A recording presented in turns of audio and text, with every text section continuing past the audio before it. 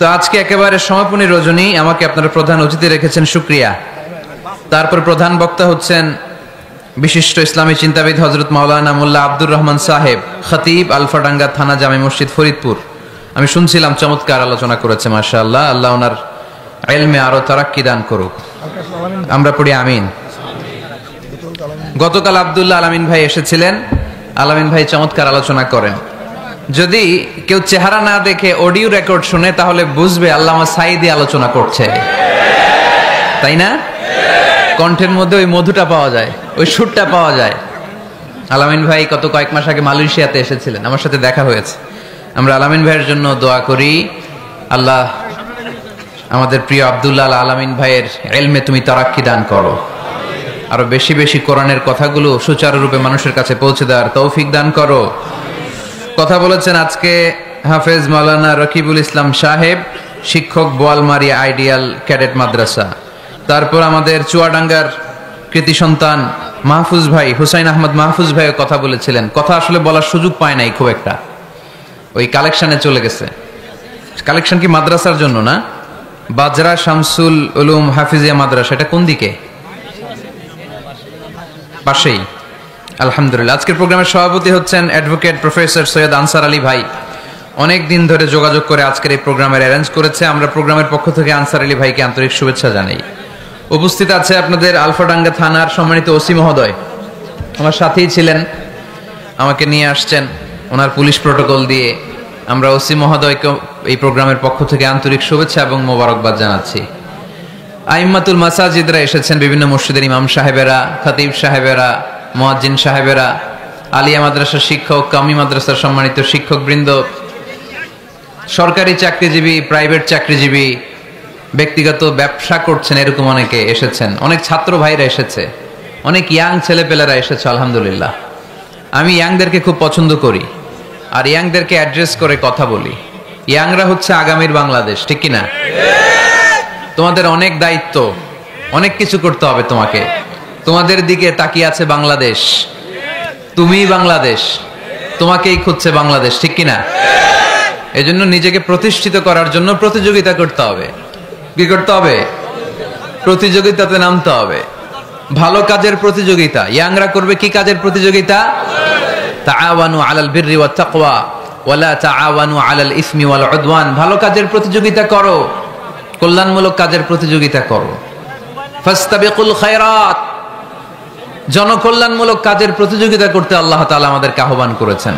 কিন্তু আমরাও প্রতিযোগিতা করি, এগুলার না, দুনিয়া কামানোর প্রতিযোগিতা, ঠিক কিনা? ফাস্তাবিকুল খায়রাত, আমরা ভালো কাজের প্রতিযোগিতা করব।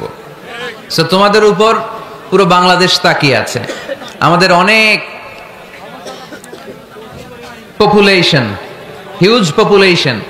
এই জনসংখ্যাকে যদি আমরা জনশক্তিতে রূপান্তরিত করতে পারি তাহলে আগামীর বাংলাদেশ হবে উজ্জ্বল বাংলাদেশ, ডিজিটাল বাংলাদেশ, ঠিক কিনা? আল্লাহ আমার এই 56,000 বর্গমাইলের বাংলাদেশকে তুমি কবুল করে নাও। সম্মানিত সুধী, আমি আর অতিরিক্ত কথা না বাড়িয়ে সরাসরি মহাবিশ্বের মহাবিশ্বয় মহাগ্রন্থ আল কোরআন আল কারীমের তাফসীরের দিকে চলে যাচ্ছি। আমি আপনাদের খেদমতে সূরাতু আল ইনশিরাহ থেকে তেলাওয়াত করেছি।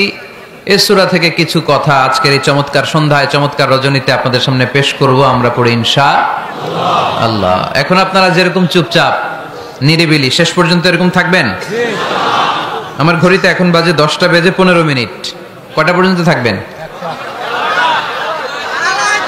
সারা রাত আপনারা থাকেন। আমার একটু যাওয়ার ব্যবস্থা করে দিয়েন, এদিক দিয়ে আমার এক্সিট করে দিলে হবে। তো আমরা খুব লম্বা চড়া কথা বলবো না। সূরাতু আল ইনশিরাহ, সূরাতু আল ইনশিরাহ। কোরআনের কোন কোন নুসখায় এই সূরাটাকে বলা হয় সূরাতু আশ-শারহ, কোথাও আশ-শারহ, কোথাও আল ইনশিরাহ। ইনশিরাহ মানে প্রশস্ত করে দেয়া। এমন ভাবে ইসলামের সত্যতাকে আল্লাহ তাআলা আপনার সামনে তুলে ধরবে, ইসলামের জন্য আপনার হৃদয়টা প্রশস্ত হয়ে যাবে। অথবা এই সূরার নাম সূরাতু আশ-শারহ। শারহ মানে কি, কে বলতে পারে দেখি? শারহ মানে কি? হ্যাঁ, ব্যাখ্যা, বিশ্লেষণ। শারহ মানে ব্যাখ্যা করা, বিশ্লেষণ করা। ইসলামটাকে আল্লাহ তাআলা বিশ্বনবীর কাছে এমন ভাবে তুলে ধরেছেন, ইসলামটা বিশ্বনবীর হৃদয়ে একেবারে ক্রিস্টাল ক্লিয়ার হয়ে গিয়েছে, একেবারে ব্যাখ্যা হয়ে গিয়েছে। সুবহানাল্লাহ পড়েন। শারহ দেখবেন অনেক তাফসীরে শারহ আছে, হাদিসের শারহ আছে, যেমন উমদাতুল কারি আলা শারহিল বুখারী, বুখারীর শরহ, তারপর ফাতহুল মুনঈম আলা শারহি মুসলিম, তুহফাতুল আহওয়াযী আলা শারহি তিরমিযী। এই হাদিসের কিতাবগুলো শরহ হয়, ব্যাখ্যা হয়। সো আল্লাহ তাআলা বিশ্বনবীর কাছে এমন ভাবে ইসলামটাকে তুলে ধরেছেন, ইসলামটা বিশ্বনবীর কাছে ক্রিস্টাল ক্লিয়ার। তারাকতুকুম আলা মাহাজ্জাতিন বাইদা, জলজলে সূর্যের মতো ইসলামকে আমাদের কাছে রেখে গিয়েছেন বিশ্বনবী। চিল্লা এখন ঠিক কিনা? আজকে আমরা দেখব কিভাবে এই সূরার মাধ্যমে বিশ্বনবীর হৃদয়টাকে আল্লাহ তাআলা একেবারে পরিচ্ছন্ন করে দিলেন। তো সূরাতুল ইনশিরাহ এটি কোরআনের সূরার ধারাক্রম অনুসারে 94তম সূরা। কততম?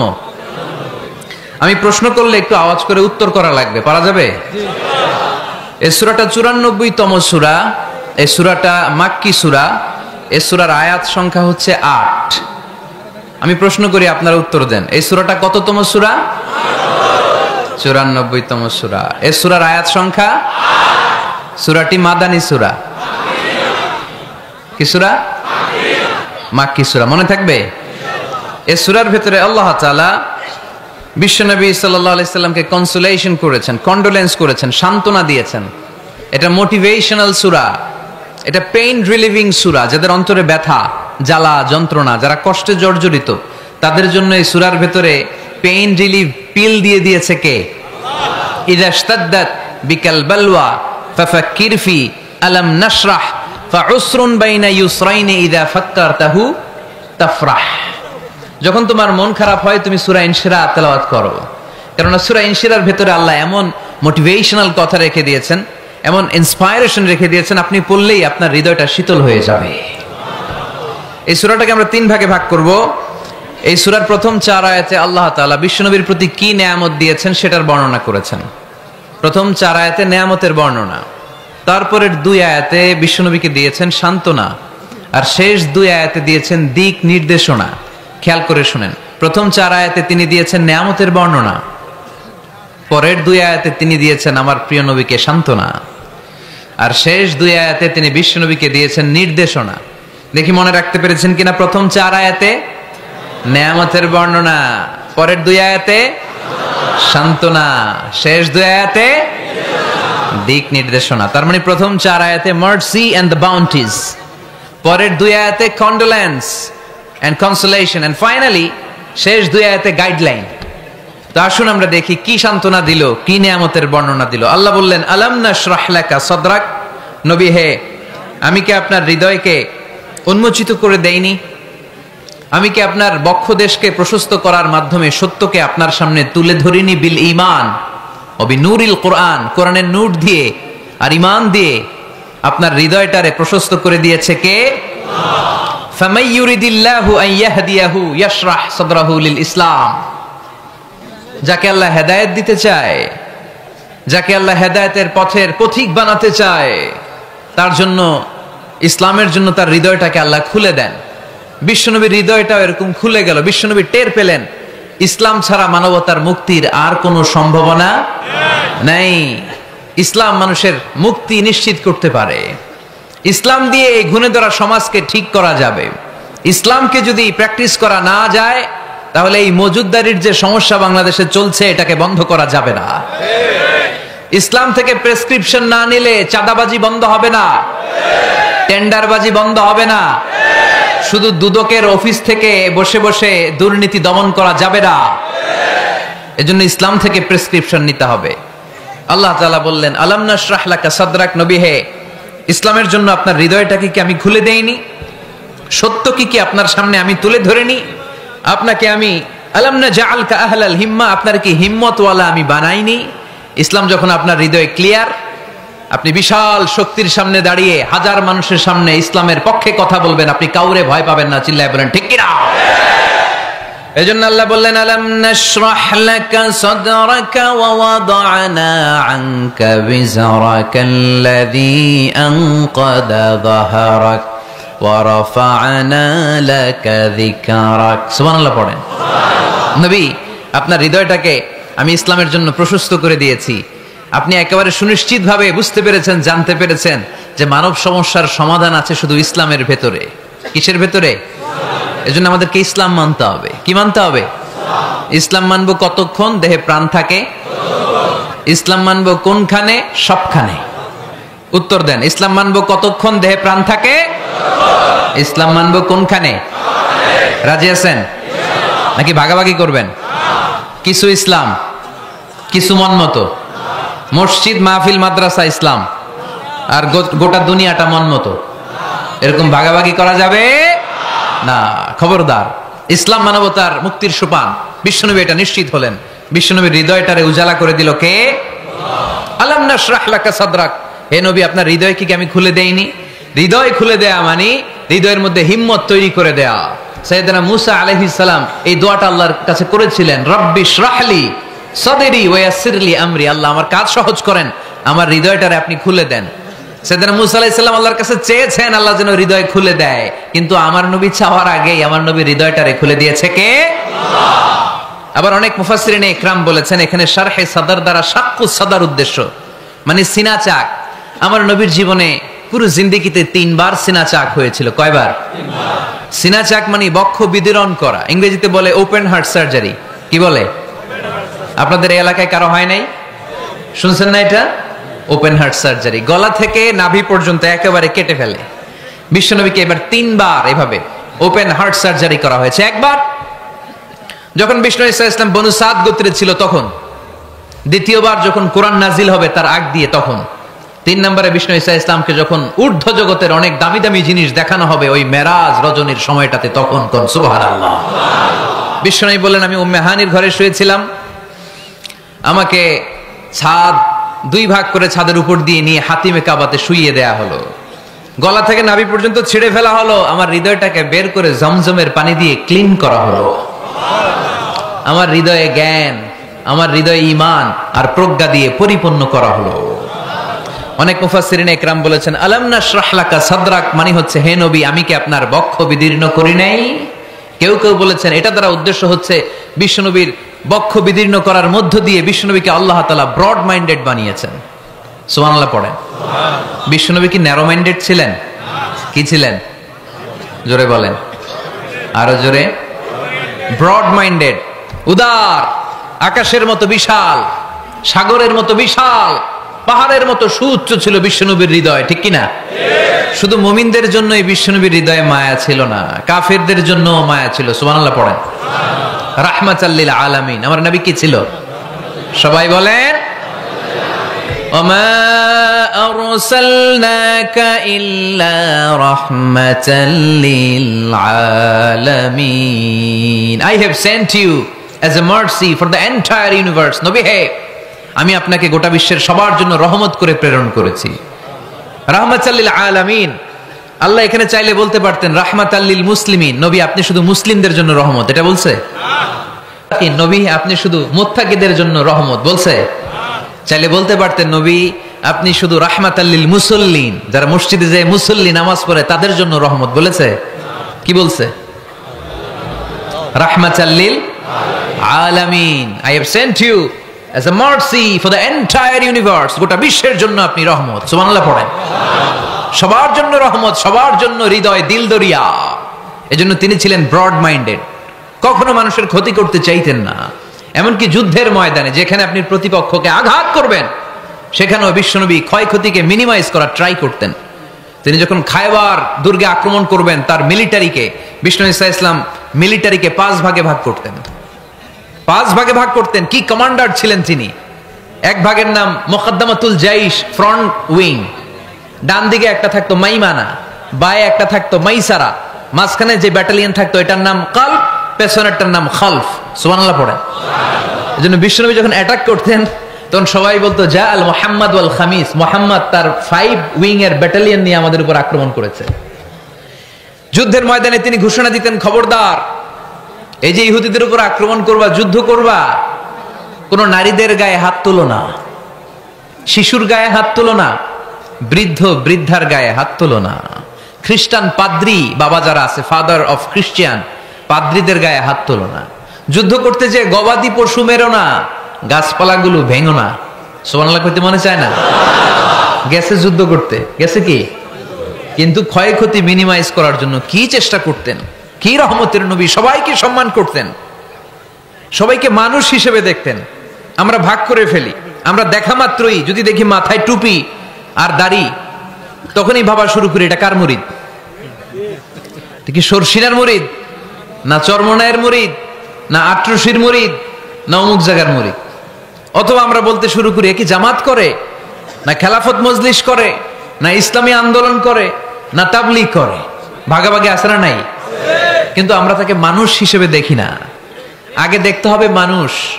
আপনার চোখ দিয়ে যা দেখবেন এগুলো মানুষ, এগুলো সবাই মানুষ। বিশ্বনবী মানুষ হিসেবে সবাইকে ট্রিট করতেন।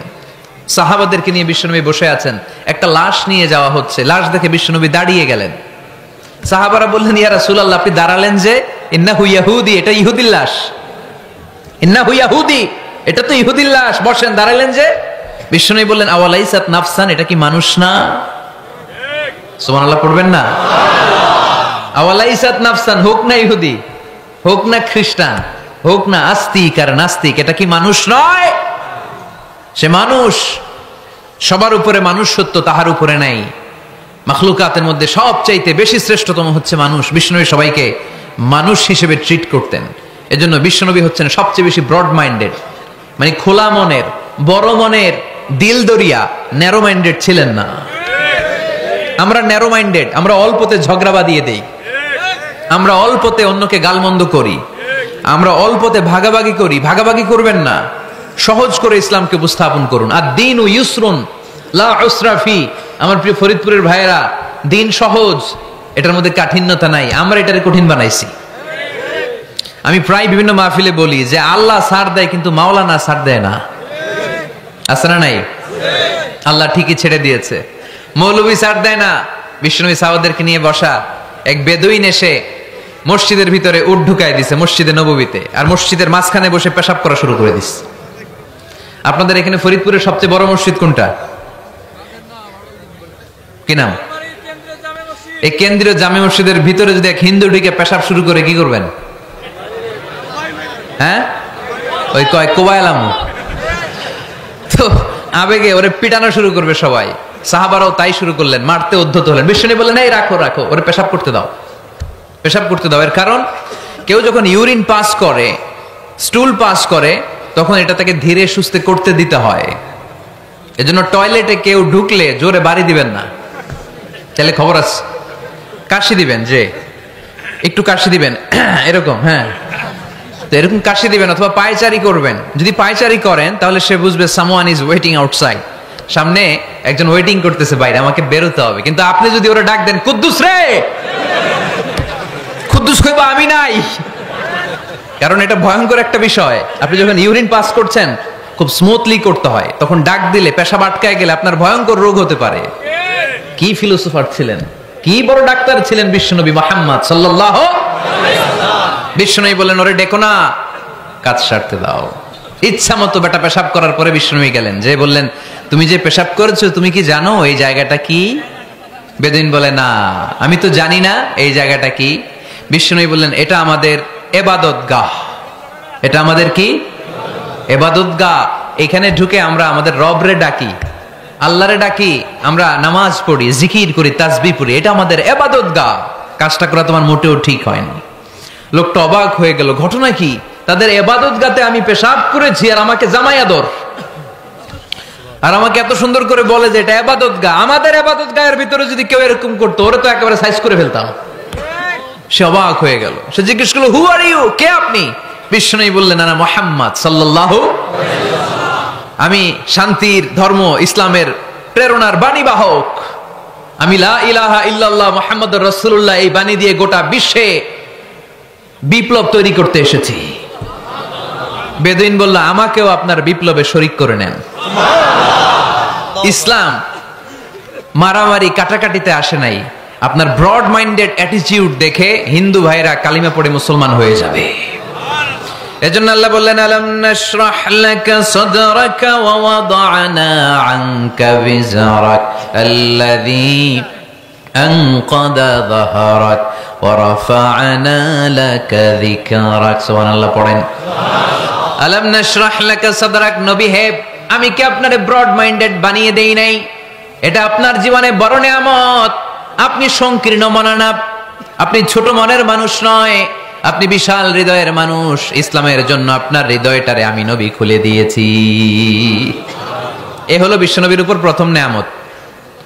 2 নম্বরে আল্লাহ বললেন ওয়াওয়াদানা আনকা বিজরাকাল্লাযী আনকাদা যাহরাক। নবী হে, আমি আপনার পিঠ থেকে বিশাল বোঝাটা নামিয়ে দিয়েছি।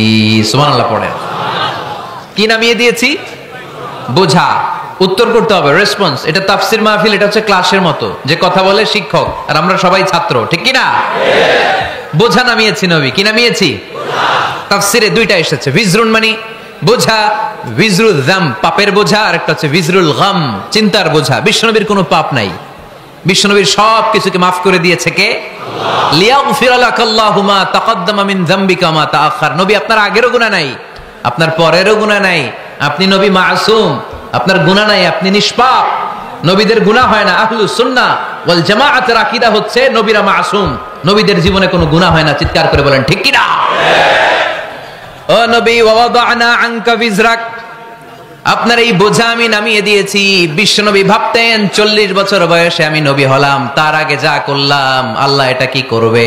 আল্লাহ বলে নবী, আপনার আগের গুনাহ পরের গুনাহ, গুনাহ বলতে কিছুই নাই, সবই মাফ, সব মাফ। তারপরেও আমার নবী বলতেন আল্লাহে লা আস্তাগফিরুল্লাহ ওয়া আতুবু ফিল ইয়াউম আকসার মিন 70 মাররা। আমি এমন নবী যার কোনো গুনাহই নাই, আগের গুনাহও নাই, পরের গুনাহও নাই, তারপরেও আমি নবী প্রতিদিন 70 বারেরও বেশি তওবা আর ইস্তেগফার পড়ি। আমাদের জন্য শিক্ষা। তাহলে আল্লাহ বললেন ওয়াদানা আনকা বিজরাক, পাপের বোঝা আমি নামিয়ে দিলাম। বিশ্বনবীর কোনো পাপ নাই, পাপ মুক্ত। তাফসীরে 2 নম্বরে এসেছে বিজরুল গাম চিন্তার বোঝা। বিশ্বনবী সব সময় আমাদেরকে নিয়ে চিন্তা করতেন। কাকে নিয়ে চিন্তা? কথা বলেন। আমাদেরও চিন্তা আছে না নাই? কিসের চিন্তা?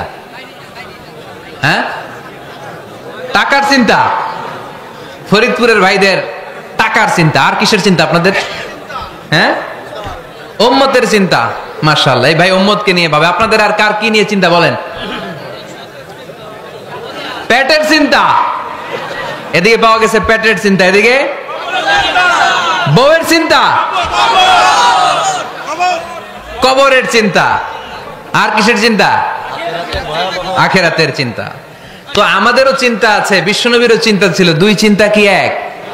বিশ্বনবীর কাঁধে তো পুরো উম্মার জিম্মাদারি। কিয়ামত পর্যন্ত যারা পৃথিবীতে আসবে সবার জন্য বিশ্বনবী কাঁদতেন। এই আওয়াজ করে কে? এদিকে কি হইছে? ওরে বসায় দেন। বিশ্বনবীর গোটা উম্মাহ নিয়ে চিন্তা। সব নবীকে আল্লাহ তাআলা একটা করে দোয়া দিয়েছিলেন আর বলেছিলেন, নবী একটা স্পেশাল দোয়া করার সুযোগ তোমাদেরকে দিলাম, ওই দোয়া করলেই কবুল হয়ে যাবে। কিন্তু সুযোগ পাবা জীবনে কয়বার? সবাই বলেন কয়বার? সব নবী কয়টা করে পাইছে? সব নবী তাদের দোয়াগুলো দুনিয়াতেই করে ফেলেছে। বিশ্বনবী বলেন লিকুল্লি নবিয়্যিন দাওয়া মুস্তাজাবা। এই দুনিয়াতে সব নবীদের একটা করে মুস্তাজাবুদ দাওয়া আছে। আল্লাহ বলেছে, ও নবী একটা করে স্পেশাল দোয়া করার সুযোগ পাবা, দোয়াটা করা মাত্রই কবুল করে নেব। বিশ্বনবী বললেন, এই পৃথিবীর বুকে যত নবী রাসূল দুনিয়ায় এসেছে সব নবীরা তাদের স্পেশাল দোয়া দুনিয়ায় করে ফেলেছে, ইল্লা আনা, কিন্তু আমি করি নাই। বিশ্বনবী বললেন, ওয়া ইন্নী আখতাবিউ দাওয়াতি শাফাআতান লি উম্মতি ইয়াউমাল কিয়ামাহ। আমি আমার স্পেশাল দোয়াটা করি নাই। আমার স্পেশাল দোয়াটা আমি আমার গুনাহগার উম্মতকে বাঁচানোর জন্য কিয়ামত পর্যন্ত রেখে দিয়েছি। আমরা যেদিন বিপদে পড়ে যাব, যেদিন আমার আব্বা আমারে চিনবে না, আমি আমার আব্বারে চিনব না, নেতা তার কর্মীরে চিনবে না, কর্মী নেতারে চিনবে না, ঠিক কি না? পীর সাহেব মুরিদরে চিনবে না, মুরিদ পীর সাহেবরে চিনবে না, স্বামী তার স্ত্রীরে চিনবে না, স্ত্রী তার স্বামীরে চিনবে না। নবী থেকে শুরু করে, ওলি থেকে শুরু করে, শহীদ থেকে শুরু করে সবার মুখে একটাই জিকির, ইয়া নাফসি ইয়া নাফসি ইয়া নাফসি। আকাশের সূর্যটা যেদিন মাথার কাছে চলে আসবে, জমিনটা তামার জমিন হয়ে যাবে, সূর্যের তাপে মাথার মগজগুলো ভাতের মাড়ের মতো গলে গলে নাকের ছিদ্র কানের ছিদ্র দিয়ে টপ টপ করে বেয়ে বেয়ে নিচে পড়বে। ওই কঠিন দিনে কেউ কাউরে চিনবে না। বিষ্ণু বললেন, ওই দোয়াটা আমি দুনিয়ায় করি নাই। আমি বদরের যুদ্ধে মার খেয়েছি, উহুদের যুদ্ধে দাঁত ভেঙেছি, আমি না খেয়ে পেটে পাথর বেঁধেছি। আমি যদি ওই দিন দোয়া করতাম, আল্লাহ দোয়া কবুল করে নিত, জান্নাতি খাবার দিয়ে দিত, আমার মায়ের খাওয়া লাগতো না, তায়েফে আমার রক্ত ঝরতো না, দোয়া করলেই কবুল। কিন্তু ওই দোয়াটা আমি দুনিয়ায় করি নাই। ওই দোয়াটা আমার জন্য, আপনার জন্য, আমাদের জন্য বিশ্বনবী জমা রেখে দিয়েছে। এজন্য বিশ্বনবীর চিন্তা আর আমাদের চিন্তা এক চিন্তা না, বিশ্বনবীর পুরা উম্মতের চিন্তা। কিয়ামত পর্যন্ত যত মানুষ আসবে সবাই আমার উম্মত, না জানি তাদের নসিবে কি হয়ে যায়। এই চিন্তার বোঝা বিশ্বনবীকে কাবু করে ফেলেছিল। আল্লাহ বললেন, নবী নো টেনশন, কোনো টেনশন নাই, আপনার এই চিন্তার বোঝাকে আপনার পিঠ থেকে আমি আল্লাহ নিজ দায়িত্বে সরিয়ে নিলাম।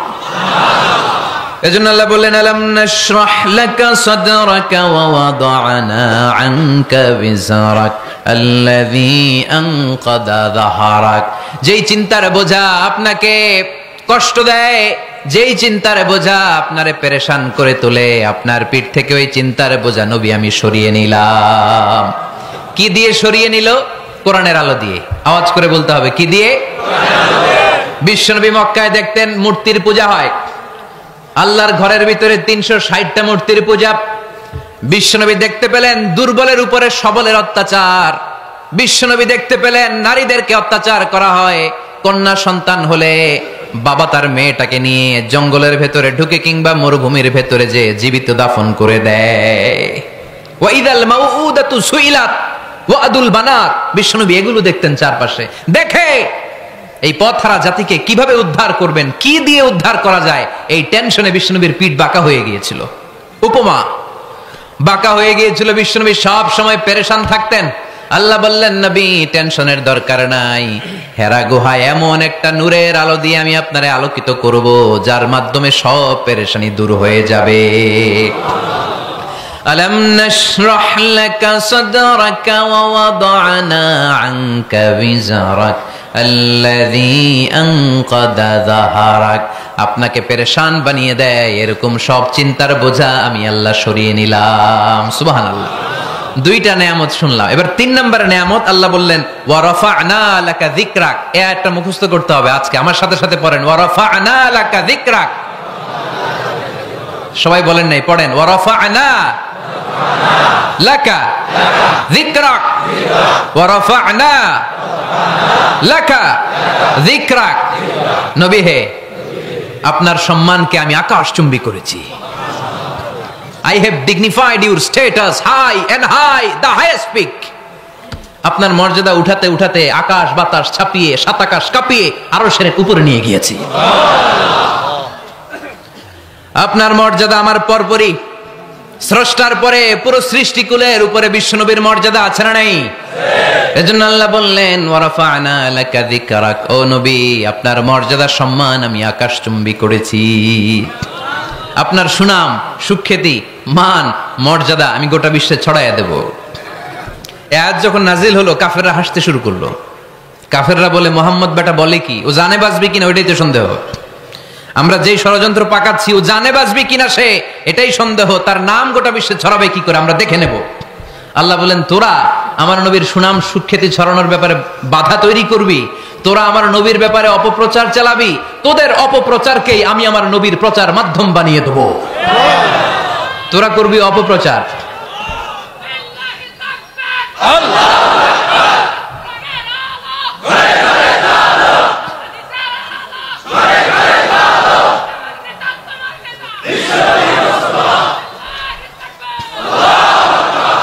তোদের অপপ্রচারকে আমি আমার নবীর জন্য প্রচার মাধ্যম বানিয়ে দেব। এরকম অনেক সময় হয় না যে কেউ কেউ অপপ্রচার করে কারো বিরুদ্ধে, এটা তার জন্য প্রচার হয়ে যায়। কেউ অপপ্রচার চালায়, আল্লাহর মেহেরবানিতে ওইটা তার পাবলিসিটি হয়ে যায়। তার আলাদা করে প্রচার বিভাগের টিম তৈরি করা লাগে না, তার বিরোধীরাই তার প্রচার বিভাগের কাজে নেমে পড়ে। বিশ্বনবী বললেন, আল্লাহ বললেন, তোরা আমার নবীর সুনাম সুখ্যাতিকে থামাবি, তোদের মাধ্যমে আমি বিশ্বনবীর সুনাম সুখ্যাতি গোটা বিশ্বে বুলন্দ করে দেব। আবু জাহেল ঘোষণা দিল, খবরদার, হজের মৌসুম, হাজী সাহেবরা গোটা বিশ্ব থেকে আসবে, আমার দলের কর্মীরা তোরা যেটা করবি সেটা হচ্ছে হাজীদের কাছে যে বলবি, মক্কায় নতুন এক পাগল আসছে, নতুন এক জাদুকর আসছে, নাম মুহাম্মদ। নাউজুবিল্লাহ পড়বেন না? খবরদার হাজী সাহেবেরা, এই পাগলের কাছে যেও না।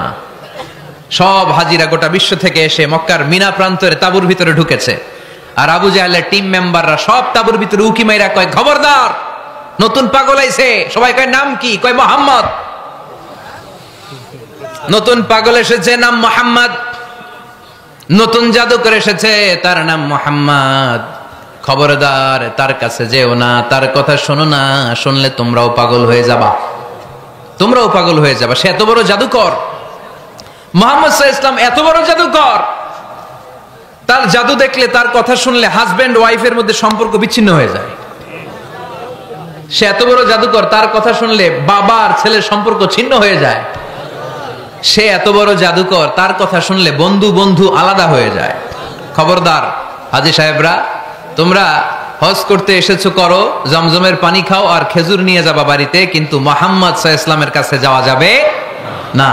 আচ্ছা, আপনারা বুঝে শুনে উত্তর দেন। এই যে লক্ষ লক্ষ হাজী মিনার তাঁবুতে বসা, আর আবু জাহেলের লোকটা যে বলল নতুন জাদুকরের নাম মুহাম্মদ, তার কাছে যেও না, এই লক্ষ লক্ষ হাজীরা এর আগে জীবনেও মুহাম্মদ সাল্লাল্লাহু আলাইহি ওয়াসাল্লামের নাম শুনছে? তার মানে মুহাম্মদ সাল্লাল্লাহু আলাইহি ওয়াসাল্লামের নাম তাদের কানে পৌঁছে দেওয়ার দায়িত্ব আবু জাহেল নিজেই নিয়ে নিয়েছে। চিল্লায় এখন ঠিক কি না? অপপ্রচার প্রচার হয়ে গিয়েছে। আর সবাই মনে মনে ভাবে, কয় কি, এত বড় জাদুকর, হজ করি আর না করি, এর না দেখে যাওয়া যাবে না। হজ তাড়াতাড়ি কোন রকম সাইরা এই জাদুকরের কাছে আগে যাব, দেখি কেমন জাদু দেখায়, দেখি কত বড় ম্যাজিশিয়ান, দেখি তো কত বড় পাগলের। কারণ আল ইনসানু হারিসুন আলা মা মুনিআ, মানুষকে যেটা নিষেধ করা হয় বেশি, মানুষ এটা করতে চায়। যদি বলি ওদিকে যাবি না, ওর বাপের কিরা ওদিকে যাবে, ও ঠিক কি না? এটা আমাদের স্বভাব, আমাদের খাসলা, আমাদের বৈশিষ্ট্য, যেটা আমাদেরকে নিষেধ করা হয় বেশি, ওটা করতে মন চায়। সব হাজিরা মনে মনে ভাবলো, আমরা যাব যাব, তোরা যতই বলিস না কেন, যাব যাব, হজের পরে অবশ্যই যাব। দেখা গেল হজের পরে বিশ্বনবী মুহাম্মদুর রাসূলুল্লাহ সাল্লাল্লাহু আলাইহি ওয়াসাল্লামের বাড়ির সামনে বিশাল বড় গ্যাদারিং শুরু হয়েছে। সবাই লাইন ধরে দেখা করতে গেছে। দেখা করতে যে বিশ্বনবীর চেহারা দেখে প্রথম নজরে সব পাগল। চাঁদের চেয়ে সুন্দর তুমি নবী আমার কামলিওয়ালা, চাঁদের চেয়ে সুন্দর তুমি নবী আমার কামলিওয়ালা, দু জাহানের বাদশাহ তুমি প্যারা নবী সাল্লাল্লাহু আলা, দু জাহানের বাদশাহ তুমি প্যারা নবী সাল্লাল্লাহু আলা, চাঁদের চেয়ে সুন্দর তুমি নবী আমার কামলিওয়ালা। সুবহানাল্লাহ পড়েন। এত সুন্দর চেহারা, বিষ্ণু ঈসা ইসলামের চেহারার মতো এরকম চেহারার মানুষ পৃথিবীতে আছে? দ্বিতীয়টা, অনেকে বলে সাইয়েদনা ইউসুফ আলাইহিস সালামের চেহারা নাকি বেশি সুন্দর। সুন্দর ঠিক, কিন্তু আমার নবীর চাইতে বেশি নয়। বিষ্ণু বলতেন, আনা মালিহুন ওয়া আখি ইউসুফু সাবিহুন, আমার ভাই ইউসুফ হচ্ছে সাবিহ, সাবিহ মানে সাদা সুন্দর ধবধবে, আর আমি হচ্ছে মালিহ, মালিহ মানে এসেছে মিলহুন থেকে, মিলহুন মানে লবণ, মানে লাবণ্যময় সুন্দর। আমার ভাই ইউসুফ নবী সাদা সুন্দর, আমি লাবণ্যময় সুন্দর। কোনটার দাম বেশি? লাবণ্যময় সুন্দরের দাম বেশি। সাইয়েদনা ইউসুফ আলাইহিস সালামের চেহারা দেখে মিশরের মেয়েরা লেবু কাটতে যে বা কমলা কাটতে যে, আনার কাটতে, কমলা কাটতে যে আঙ্গুল কেটে ফেলেছিল। কোরআন তার সাক্ষী, ওয়া কাত্তা'না আইদিয়াহুন। আম্মা জান আয়েশা রাদিয়াল্লাহু তাআলা আনহা যখন এই ঘটনা শুনেছেন, তিনি মিশরের মেয়েদেরকে ডাক দিয়ে বলেছেন, ও মিশরের মেয়েরা, তোমরা ইউসুফ নবীর সৌন্দর্য দেখে লেবু কাটতে যে আঙ্গুল কেটেছো, আমার স্বামী প্যারা নবী মুহাম্মদ রাসূলুল্লাহর চেহারা যদি তোমরা দেখতা, তাহলে লেবু কাটতে যে আঙ্গুল নয়, কলিজাটা কেটে টুকরা টুকরা করে দিতা। আবার আম্মা জান আয়েশা বলতো, লাকুম শামসুন ওয়া লানা শামসুন, তোমাদের জন্য একটা সূর্য আছে, কিন্তু আমি আয়েশার জন্য আলাদা একটা সূর্য আছে। তোমাদের সূর্যটা প্রতিদিন সকালবেলা পূর্ব আকাশে উদিত হয়ে গোটা দুনিয়াটারে আলোকিত করে দেয়, আর আমার সূর্যটার নাম হলো মুহাম্মদ সাল্লাল্লাহু আলাইহি ওয়াসাল্লাম। মসজিদে নববীতে এশার নামাজের পরে আমার সূর্যটা আমার ঘরে উদিত হয়। তোমাদের সূর্য সকালবেলা পূর্ব আকাশে উঠে গোটা দুনিয়াটারে আলোকিত করে, আমার সূর্য মুহাম্মদ এশার নামাজের পরে আমার ঘরের ভেতরে যখন উকি দেয়, আমার পুরো ঘরটারে আলোকিত করে দেয় কে? এত সুন্দর চেহারা ছিল, ওনার চেহারার নূর দিয়ে হারানো সুই খুঁজে পেয়েছে বিশ্বনবীর স্ত্রীরা। চিল্লায় করে আল্লাহু আকবার। বিশ্বনবীর চেহারা সৌন্দর্যের সাথে কারো সৌন্দর্যের কোনো মিল হবে? No comparison with our beloved prophet Muhammad সাল্লাল্লাহু আলাইহি ওয়াসাল্লাম। Whether it's the fitness, whether it's the appearance, whether it's the status, no comparison with our prophet. এটা ফিটনেসের দিক থেকে হোক, এটা চেহারার সৌন্দর্যের দিক থেকে হোক, এটা কণ্ঠস্বরের ঝংকারের দিক থেকে হোক, সম্মান আর মর্যাদার দিক থেকে হোক, আমার নবীর সম্মানের ধারে কাছেও সম্মান পৃথিবীর কারো হতে পারে না। চিল্লায় বলেন ঠিক কি না? এজন্য আল্লাহ বললেন ওয়া রাফা'না লাকা যিকরাক, নবী আপনার সম্মান বাড়াতে বাড়াতে আমি আকাশচুম্বী করেছি। লোকজন সব যে বিশ্বনবীর দরবারে লাইন ধরেছে, হাজিরা সব বিশ্বনবীর কাছে যে চেহারা দেখেই কুপকার, বাকি জিনিস তো পরে। অনেকে আছে না, চেহারা দেখলেই মানুষ পাগল হয়ে যায়, আছে না নাই? চেহারা দেখেই পাগল, চেহারা দেখেই পাগল। তারপর তারা মিলাতে লাগলো। মিনার তাবুতে আবু জাহেলের কর্মীরা ঘোষণা দিয়েছিল এলাকায় মুহাম্মদ নামে পাগল এসেছে। তারা মিলায়ে দেখে না, এই মহামানব কোনোদিন পাগল হতে পারে না, কারণ পাগলের চুলগুলো থাকে উস্কো খুস্কো, ঠিক কিনা? আমার নবী সাল্লাল্লাহু আলাইহি ওয়াসাল্লামের চুল উস্কো খুস্কো ছিল? কত সুন্দর চুল আঁচড়ে রাখতেন, জাইতুনের তেল দিতেন, আতর ঢেলে মাথার শীতের মধ্যে ঢেলে দিতেন, কপাল বেয়ে বেয়ে পড়তো, আর যেখানে সেজদা দিতেন সেজদার জায়গা আতরের ঘ্রাণে আমোদ হয়ে যেত। হাতের তালুতে পারফিউম মাখতেন, আর মানুষের সাথে মুসাফা করলে যার সাথে মুসাফা তার হাতের সাথে নবীর ব্যবহৃত পারফিউমের ঘ্রাণ ছুটে যেত। এত পরিচ্ছন্ন ছিলেন তারা। বিশ্বনবীর চেহারার সাথে আবু জাহেলের বক্তব্যের মিল খুঁজে পায় না। তারা বলে না, এই লোক কখনো পাগল হতে পারে না। পাগলের চুল থাকে উস্কো খুস্কো, জামা থাকে ছিঁড়া ফাড়া, গায়ের মধ্যে থাকে ময়লা।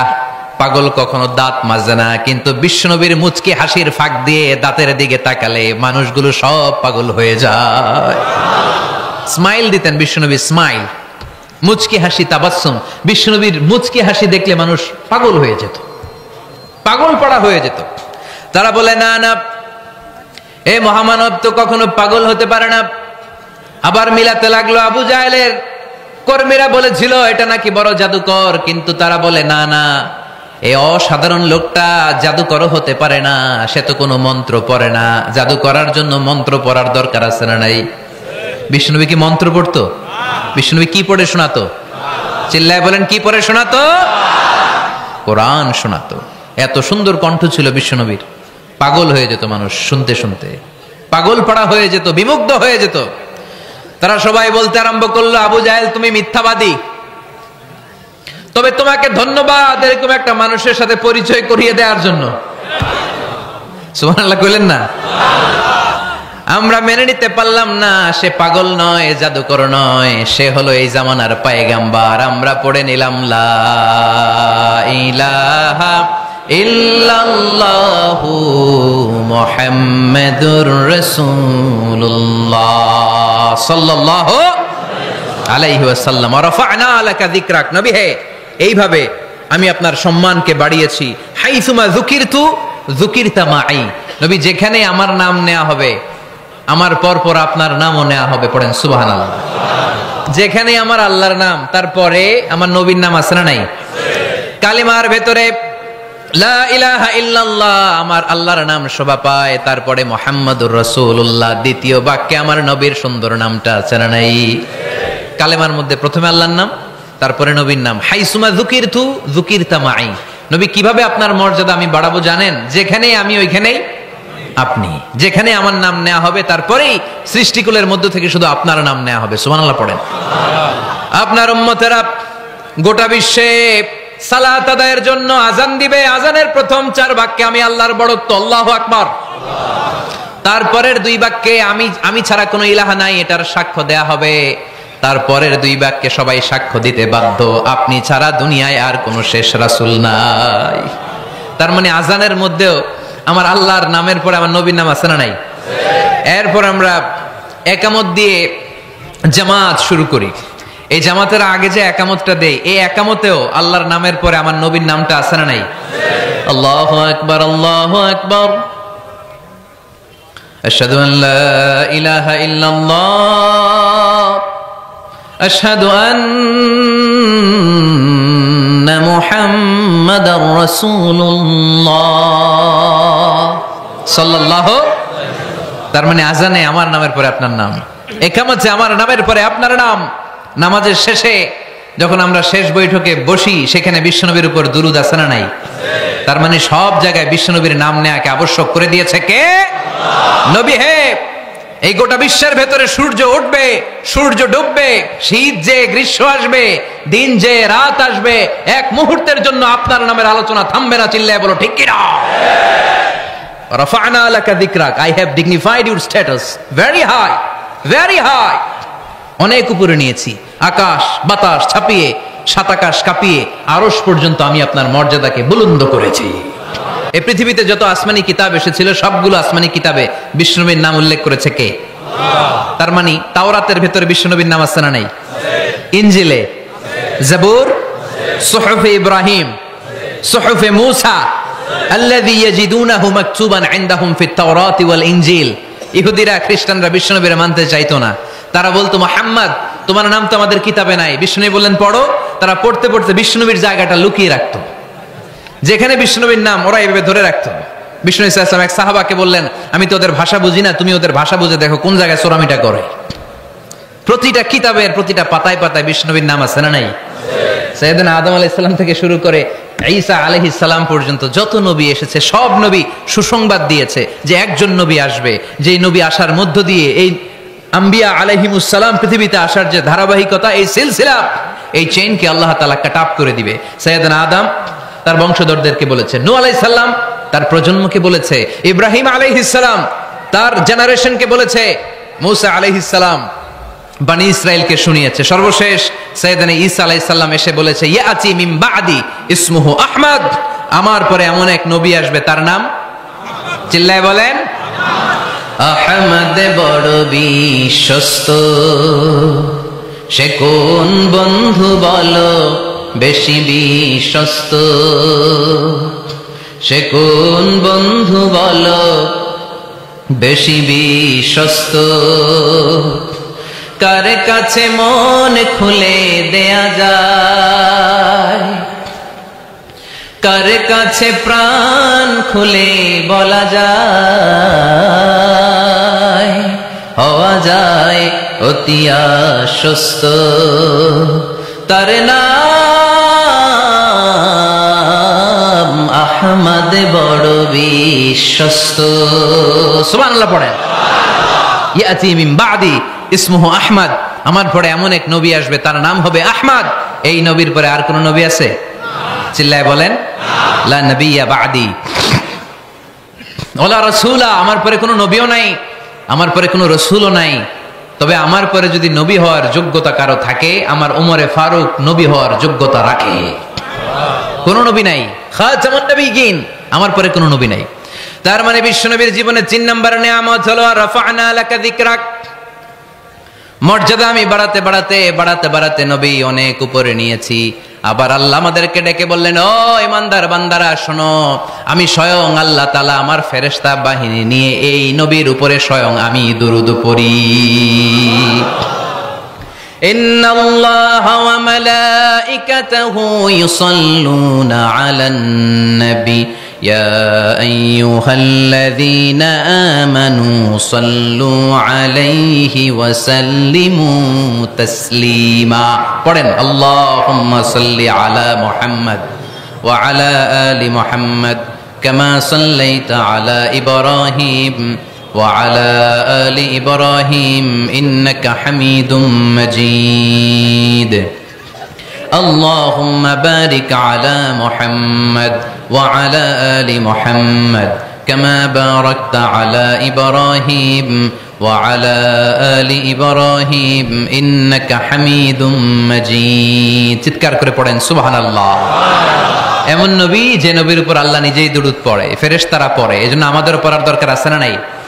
আবার আল্লাহ বললেন, নবী আপনি এমন নবী যেই নবীকে আমি হাউজে কাউসার দিয়েছি, লক্ষ লক্ষ নবীদের কাউরে কিয়ামতের দিন আমি হাউজে কাউসারের মালিক বানাবো না, শুধুমাত্র কেবলমাত্র একমাত্র আপনি ছাড়া। ইন্না আ'তাইনাকাল কাউসার ফাসাল্লি লিরাব্বিকা ওয়ানহার ইন্না শানিআকা হুয়াল আবতার। সুবহানাল্লাহ পড়েন। এই হাউজে কাউসারের পানি খেতে চান, পান করতে চান? বিশ্বনবী না দিলে খাইতে পারবো আমরা? হাউজে কাউসার পান করতে চান কারা? হাত তুলে দেখান।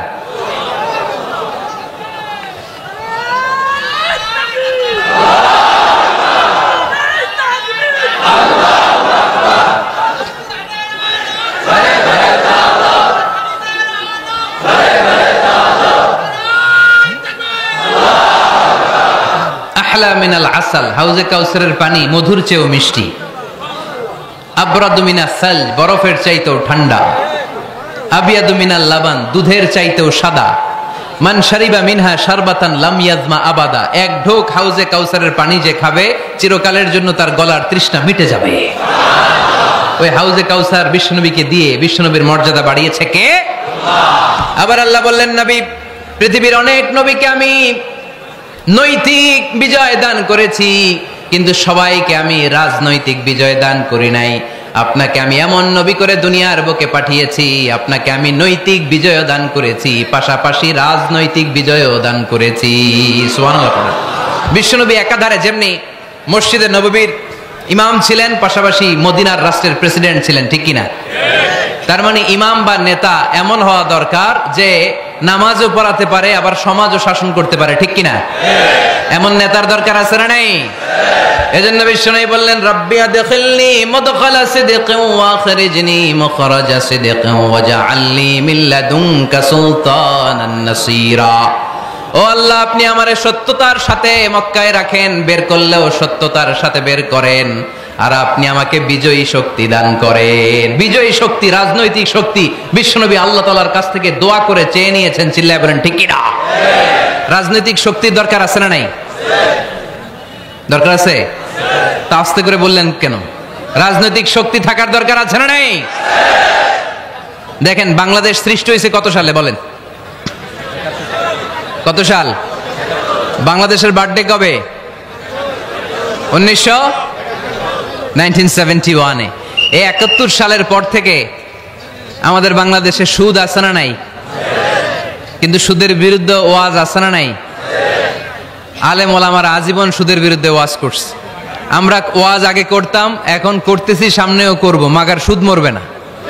এর কারণ যেটা আইন করে প্রণয়ন করা হয় ওইটা ওয়াজ করে মারা যায় না, ওইটারে আইন করে নষ্ট করতে হয়। চিল্লায় বলেন ঠিক কিনা? আমি সারা জীবন সুদের বিরুদ্ধে ওয়াজ করলে সুদ যাবে না, কিন্তু দেশনেত্রী মাননীয় প্রধানমন্ত্রী যদি কালকে ঘোষণা দেয় বাংলাদেশের কোনো ব্যাংকে ব্যাংকিং ফিনান্সিয়াল ট্রানজাকশনে কোনো সুদ চলবে না, তার পরের দিন থেকে বাংলাদেশে কোনো সুদ থাকবে না। চিল্লায় বলেন ঠিক কিনা? এজন্য সাইয়েদনা ওমর ফারুক বলতেন, ইন্নাল্লাহা লা ইয়াযআউ বিল কুরআন মা ইয়াযআউ বিস সুলতান। আল্লাহ মাঝে মাঝে ক্ষমতার মাধ্যমে এমন কিছু করে যেটা আল্লাহ কোরআনের মাধ্যমেও করে না। চিল্লায় বলেন ঠিক কিনা? কালকে যদি ঘোষণা হয়ে যায় 5 ওয়াক্ত নামাজ যদি না পড়া হয় 5 বেত। কয় বেত? চেয়ারম্যান না পড়লে চেয়ারম্যানের পিছনে 5 বেত, এমপি না পড়লে এমপির পিছনে 5 বেত। কথা বলেন? মাননীয় প্রধানমন্ত্রী যদি এটা ঘোষণা দিয়ে দেয় যে কালকে থেকে নামাজ না পড়লে 5 বেত, এটা সবার জন্য এই আইন। একটা বেনামাজি খুঁজে পাওয়া যাবে? সব কই দৌড়াবে? মসজিদে। অজু থাকলেও দৌড়, না থাকলেও দৌড়। কারণ মায়ের উপরে কোনো ওষুধ আছে? কথা বলেন? কারণ মায়েরে ভিটামিন আছে, মায়েরে কি আছে? এজন্য ইন্নাল্লাহা লা ইয়াযআউ বিল কুরআন মা ইয়াযআউ বিস সুলতান। মাঝে মাঝে আল্লাহ ক্ষমতা দিয়ে এমন কিছু করে যেটা মাঝে মাঝে আল্লাহ কোরআন দিয়েও করে না। এজন্য অনেক নবীকে নৈতিক বিজয় দান করলো। বিশ্ব নবীকে শুধু নৈতিক বিজয় নয়, পাশাপাশি রাজনৈতিক বিজয়ও দান করেছে কে? তিনটা নিয়ামতের ঘোষণা দিয়ে আল্লাহ বললেন, আলাম নাশরাহ লাকা সাদরাকা ওয়া ওয়াদা'না আনকা বিজরাক আল্লাযী আনকাদা যাহরাক ওয়া রাফা'না লাকা যিকরাক। পড়েন সুবহানাল্লাহ। নবী হে, আপনার মর্যাদা আমি অনেক বাড়িয়েছি। আপনার কথা শুধু মুসলমানেরাই বলে না, হিন্দুরাও বলে। আছে না নাই? গতকাল এক হিন্দু ভাই আমার হাতে হাত রেখে শাহাদা বাক্য পাঠ করে গাজীপুরে মুসলমান হয়ে গেছে। বিশ্বনবীর কথাগুলো যখন তারা শোনে, তারা নিজেদেরকে ধরে রাখতে পারে না। আপনারা মহাত্মা গান্ধীর নাম শুনেছেন? তিনি ভারতের অবিসংবাদিত নেতা। বিশ্বনবীর ব্যাপারে কমেন্ট করেছেন যে এরকম নেতা পৃথিবীতে আর দ্বিতীয়টা কখনো হবে না। মহাত্মা গান্ধী কি মুসলমান না হিন্দু? গোটা বিশ্বের খ্রিস্টানরা বিশ্বনবীকে নিয়ে এখন মাতোয়ারা। মাইকেল এইচ হার্ট খ্রিস্টান, একটা বই লিখে গোটা বিশ্ব কাঁপিয়েছেন, দি 100 a ranking of the most influential people and person in the world. পৃথিবী কাঁপানো 100 জন মনীষীর জীবনী নিয়ে একটা বই তিনি করেছেন। এই 100 জন মনীষীর জীবনীর মধ্যে যাকে নাম্বার 1 তিনি করেছেন তিনি হচ্ছেন আমার নবী, আপনার নবী, পেয়ারা নবী, বিশ্বনবী মুহাম্মদুর রাসূলুল্লাহ সাল্লাল্লাহু আলাইহি ওয়াসাল্লামের। মাইকেল এইচআর কি মুসলমান? সে একজন খ্রিস্টান। তার মানে ওয়ারাফা'না লাকা যিকরাক, বিশ্বনবীর সম্মান শুধু আমাদের মুখ দিয়ে প্রচারিত হয় না, ইহুদি, খ্রিস্টান, বৌদ্ধদের মাধ্যমেও বিশ্বনবীর সম্মানকে বাড়িয়ে দিচ্ছে কে? I have studied him, the wonderful man, in my opinion far from being antichrist, and he must be called the savior of humanity. খ্রিস্টানরা বলছে আমরা এই মুহাম্মাদের জীবনী গবেষণা করে পড়েছি, তাকে খ্রিস্টান বিরোধী বলা তো দূরের কথা, তাকে মানবতার ত্রাণকর্তা বলতে হবে। তিনি গোটা বিশ্বের জন্য সুপারম্যান হয়ে পৃথিবীতে এসেছে। As a father, as a teacher, as a lawgiver, as a lawmaker, Muhammad is the superman of the world. স্বামী হিসেবে, পিতা হিসেবে, নেতা হিসেবে, নবী হিসেবে মুহাম্মদ ইসলাম সাধারণ কোনো মানুষ নয়, তিনি গোটা বিশ্বের জন্য সুপারম্যান হয়ে পৃথিবীতে আগমন করেছে। ওয়ারাফা'না লাকা যিকরাক, নবী দুশ্চিন্তা করবেন না, টেনশন করবেন না, আমি আপনার সম্মানকে বাড়িয়ে দেব। এই তিনটা নিয়ামতের বর্ণনা সূরা ইনশিরাহের ভিতরে বর্ণনা করলেন কে? এরপরে রাব্বুল আলামিন বিশ্বনবীকে নিয়ামতের বর্ণনার ঘটনা শুনিয়ে বিশ্বনবীকে সান্ত্বনা বাণী শোনাচ্ছেন আর পড়ছেন ফা ইন্না মাআল উসরি ইউসরান, ইন্না মাআল উসরি ইউসরা। নবী গো, নিশ্চয়ই কষ্টের পরে আছে আনন্দ, দুঃখের পরেই আছে সুখ। সুবহানাল্লাহ। কষ্টের পরে আনন্দ, দুঃখের পরে। The struggle isn't permanent in our life. দুঃখ কষ্ট এটা আমাদের জীবনে পার্মানেন্ট না, এটা সাময়িক। আচ্ছা আওয়াজ করে উত্তর দেন তো, এক বছরে কয়দিন আপনাদের ফরিদপুরে? কয়দিন? 365 দিন। গত 365 দিনে না খেয়েছিলেন কয়দিন? 20 দিন, 30 দিন। তার মানে অল্প কিছুদিন না খেয়েছিলাম, সারা বছরই খেয়েছিলাম, ঠিক কিনা? আচ্ছা, তো 365 দিনে অসুস্থ ছিলেন কয়দিন? 4-5 দিন, কিংবা 20 দিন, কিংবা 1 মাস, কিংবা 56 দিন, কিংবা 65 দিন। তার মানে বাকি 300 দিন আরামে ছিলাম কি ছিলাম না? তার মানে আমাদের জীবনে দুঃখ বেশি না আনন্দ বেশি? সুখ বেশি না কষ্ট বেশি? এজন্য আল্লাহ বললেন খবরদার, মুমিন কখনো হেরে যায় না, মুমিনের হারাবার কিছু নাই। মুমিনের জীবনে যদি আনন্দ আসে মুমিন শুকরিয়া করে, শুকরিয়া করলে সওয়াব আছে না নাই? আর মুমিনের জীবনে যদি দুঃখ আসে মুমিন সবর করে, ধৈর্য ধরে, ধৈর্যেও সওয়াব আছে না নাই? তাহলে আমাদের সব দিক দিয়েই চলা, আনন্দের দিনগুলাতে শুকরিয়া করব আর দুঃখের দিনগুলাতে ধৈর্য ধরবো, দুইটার মধ্যে সওয়াব আছে না নাই? এজন্য বিশ্বনবী বললেন আজাবান লি আমরিল মুমিন, মুমিনের বিষয়টা খুবই আশ্চর্যের। ফাইন আসাবাতহু সাররাউন শাকারা, মুমিন যদি আনন্দে থাকে সে শুকরিয়া করে, শুকরিয়া করলে লাভ আছে না নাই? ওয়াইন আসাবাতহু দাররাউন সাবারা, আর দুঃখে পড়লে সে সবর করে, ধৈর্য ধরে, ধৈর্য ধরলে সব আছে না নাই? তার মানে আমাদের হারাবার কিছু আছে। মাঝে মাঝে আল্লাহ আমাদেরকে দুঃখ কষ্ট দিয়ে পরীক্ষা করতে চান, এগুলো আমাদের জন্য খারাপ নয়।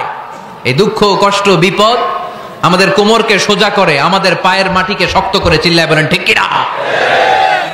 প্রতিকূল পরিবেশে কিভাবে বাঁচতে হয় এই দুঃখ কষ্ট আমাদেরকে শিখায়।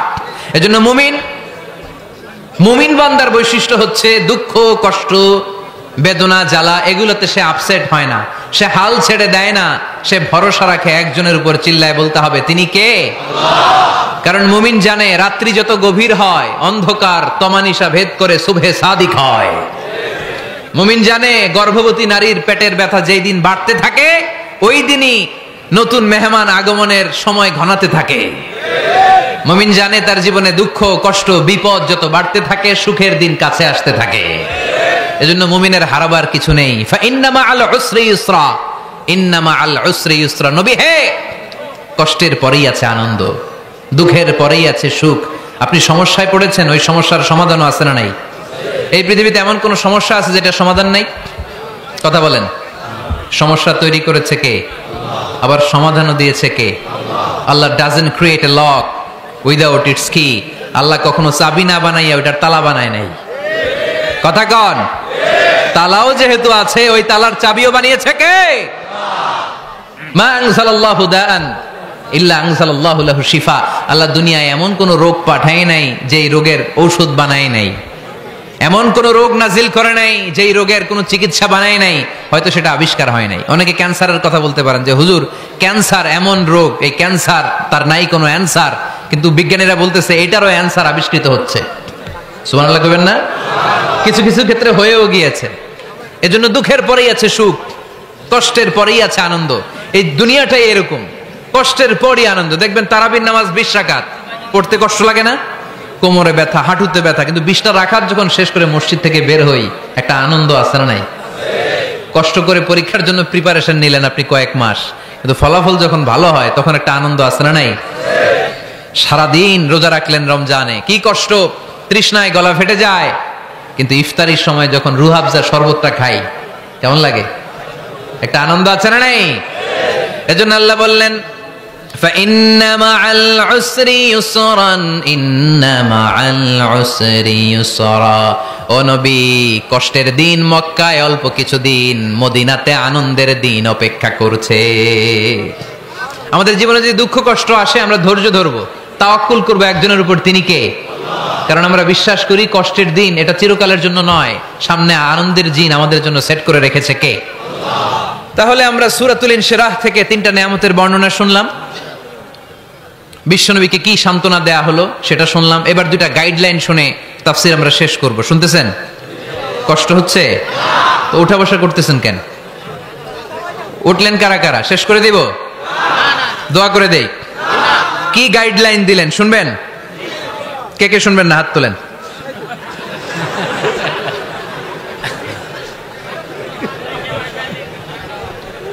কষ্ট হইতেছে? গরম লাগতেছে না? আমিও ঘামতেছি আপনাদের সাথে সাথে, অনেক গ্যাদারিং হয়ে গেছে। আসেন আল্লাহর নামে 3টা তাকবীর দেই, তারপর কোন 2টা গাইডলাইন তিনি বিশ্বনবীকে দিলেন ওই নির্দেশনা বাণীটুকু শুনে আজকে আমরা বিদায় নিব। আওয়াজ করে পড়তে হবে লিল্লাহে তাকবীর, লিল্লাহে তাকবীর, লিল্লাহে তাকবীর। গাইডলাইন নাম্বার 1, ফাইদা ফারাগতা ফানসাব। নবী আপনি যখন অবসর হন আপনি ইবাদতে মশগুল হন। ফানসাব ফিল ইবাদা, তাফসীর ইবনে কাসিরে এসেছে আপনি ইবাদতে মশগুল হন যখন আপনি অবসর পান। অবসর আল্লাহর দেয়া বড় নেয়ামত, এটা বিশ্বাস করেন? অবসর কিন্তু নেয়ামত। আমরা অনেকেই অবসর সময়কে কাজে লাগাই না, কিন্তু অবসর চলে যাওয়ার পরে যখন ব্যস্ত হয়ে পড়ি তখন বলি হায় রে অবসরটা যদি কাজে লাগাইতাম। পরীক্ষার পরে 3 মাস ছুটি ছিল, এই 3 মাস অবসরে যদি পড়তাম তাইলে তো আজকে ভার্সিটিতে চান্স পেয়ে যেতাম, ঠিক কি না? এজন্য বিশ্বনবীর আল্লাহ বললেন নবী فَإِذَا فَرَغْتَ فَانصَبْ وَإِلَى رَبِّكَ فَارْغَب। মাদানী জীবনে, মাক্কি জীবনে, দাওয়াতি কার্যক্রমের পরে, রাষ্ট্রীয় কার্যক্রমের পরে যখনই আপনি অবসর পাবেন তখনই আপনি ইবাদত করেন, তখনই বেশি বেশি আল্লাহর কাছে দোয়া করে। দোয়াটা খুব শক্তিশালী, কিন্তু আমরা অনেকে জানি না কি করে দোয়া করতে হয়। সিনসিয়ার দোয়া ইজ লাইক এ মিসাইল। আপনারা প্রায় পত্রিকায় শুনবেন আমেরিকা অমুক দেশে মিসাইল হামলা করেছে, শুনছেন? মিসাইল হামলা এমন হামলা কত সেন্টিমিটার বেগে যে কোন জায়গায় অ্যাটাক করবে, যেখানে মারার কথা ওখানে পড়বে। ঠিক দোয়াটা হচ্ছে মিসাইলের মতো। আপনি যদি দোয়ার মতো দোয়া করতে জানেন ওই দোয়াটাও জায়গা মতো যে ভেদ করবে, চিল্লা এখন ঠিক কিনা? কিন্তু আমরা দোয়া করতে জানি না, কি করে দোয়া করতে হয় এটা জানি না। বিশ্বনবীকে আল্লাহ বললেন নবী ফাইদা ফারাগতা ফানসাব, যখন আপনি অবসর হবেন তখন আপনি দোয়া করেন, আল্লাহর কাছে চান। বেশি বেশি চাইলে খুশি হয় কে? তার মানে প্রথম ঘোষণা হলো ফাইদা ফারাগতা ফানসাব। প্রথম নির্দেশনা হলো নবী যখনই আপনি অবসর পাবেন ইবাদত করবেন এবং দোয়া করবেন, বেশি বেশি আল্লাহর কাছে চাইবেন। 2 নাম্বার দিক নির্দেশনা হলো ওয়া ইলা রাব্বিকা ফারগাব, সব সময় আপনি আপনার আল্লাহর দিকে মনোনিবেশ করবেন। বিপদে পড়লে ডাকবো কারে? আমাদের অসুস্থতাকে সুস্থতায় পরিণত করে দিতে পারে কে? চাকরির জন্য পাগল পারা, চাকরি নাই, চাকরির ব্যবস্থা করে দিতে পারে কে? বিদেশে যেতে মনে চায়, পাসপোর্ট দিয়ে রেখেছি, ভিসা নাই, ভিসা লাগাই দিতে পারে কে? কিন্তু আমরা দুঃখ কষ্ট বেদনা কিছু একটা হইলেই সবার আগে আল্লাহরে শেয়ার করার আগে ফেসবুকে শেয়ার মেরে দিই, আছে না নাই? আপনাদের ফেসবুকে অ্যাকাউন্ট আছে নাকি? কার কার আছে দেখি?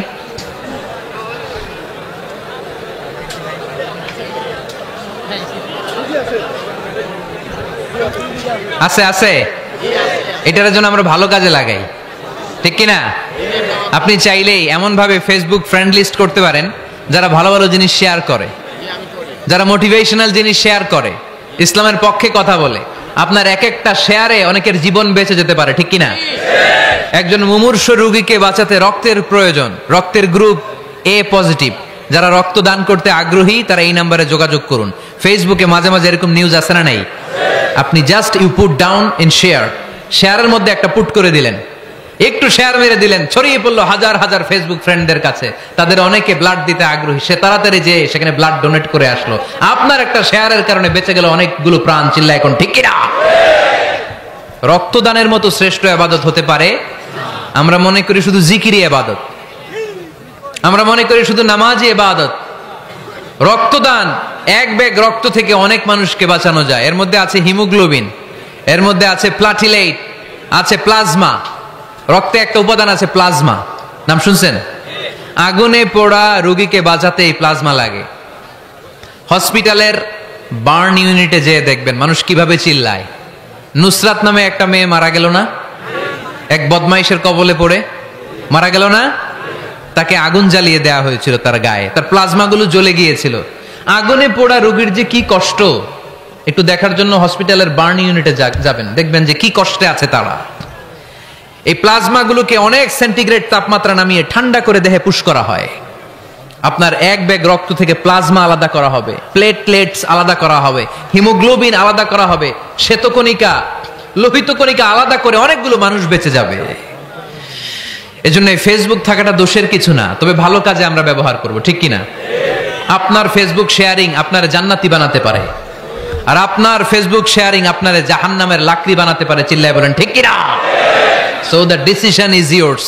সিদ্ধান্ত আপনাকে নিতে হবে, আপনি কিভাবে করবেন। যে কোনো বিপদে ওয়া ইলা রাব্বিকা ফারগাব, কোন দিকে মনোনিবেশ না করে কার দিকে মনোনিবেশ করব? যে কোনো বিপদ আপদ ফেসবুকে শেয়ার করার আগে শেয়ার করব কার কাছে? আমাদের যার যা লাগে আল্লাহ সবও যদি দিয়ে দেয়, আল্লাহর ধনভাণ্ডারের 1 ইঞ্চিও কমবে? হাদিসে কুদসিতে আল্লাহ বললেন, লাউ আন্না আউওয়ালাকুম ওয়া আখিরাকুম ওয়া ইনসাকুম ওয়া জিন্নাকুম, পৃথিবীর সব জিন, পৃথিবীর সব মানুষ বিশাল মরুভূমিতে দাঁড়িয়ে যদি আমার কাছে চাইতে শুরু করে, আল্লাহ এটা দাও, ওটা দাও, ওটা দাও, আমি আল্লাহ তোমাদের সব চাহিদাও যদি মিটিয়ে দেই, আমি আল্লাহর ধনভাণ্ডারের 1 ইঞ্চিও কমবে না। এজন্য চাইবো কার কাছে? বিপদে আপদে ভরসা করব কার কাছে? আর অবসরগুলোকে কাজে লাগানোর দরকার আছে না নাই? স্বাবলম্বী হওয়ার চেষ্টা করার দরকার আছে না নাই? ফা ইন্নামা আল উসরি ইউসরা, ইন্নামা আল উসরি ইউসরা। নবী হে, কষ্টের পরেই আছে সুখ, দুঃখের পরেই আছে আনন্দ। সব সময় মানুষের সময় একরকম কাটে না। এজন্য আমরা তাওয়াক্কুল করতে চাই একজনের উপর, তিনি কে? আল্লাহ আমাদের সবাইকে কথাগুলো বুঝে আরো আমল করার তৌফিক দান করুক। আমরা পড়ি